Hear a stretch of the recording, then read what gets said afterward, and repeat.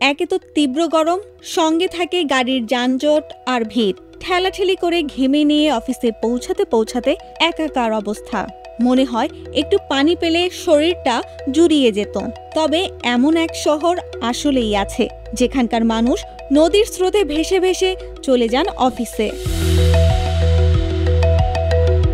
গ্রীষ্ম এলেই সুইজারল্যান্ডের রাজধানী বার্নে দেখা যায় এই দৃশ্য।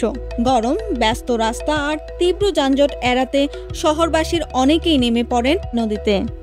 তবে বাধ্য হয়ে এটা করছেন তা নয়, শুধু আনন্দের জন্য, স্বস্তির জন্য অধিকাংশ মানুষ নদীতে নামেন। শহরের লোকজন নাস্তা নয়, নদীকেই বেছে নিচ্ছেন আরামদায়ক পথ হিসেবে। যাদের বাসা ও অফিস নদী থেকে কাছেই, তারা এভাবেই সাঁতার কেটে পৌঁছে যান গন্তব্যে। আপনি হয়তো এখন তাদের ভেজা কাপড়ে অফিসে যাওয়ার কথা ভাবছেন। এই সমস্যারও সমাধান বের করেছেন তারা। সঙ্গে রাখেন এমন এক ব্যাগ যা নিয়ে নেমে যেতে পারেন নদীতে। তাতে রাখেন জামা, জুতো থেকে শুরু করে দরকারি সবকিছু। রীতিমতো সাঁতারের পোশাক পরে নেমে পড়েন পানিতে। এমনই একটি ভিডিও সামাজিক যোগাযোগ মাধ্যমে ভাইরাল হয় গত গ্রীষ্মে। একই দৃশ্য দেখা যায় বাসেল শহরেও।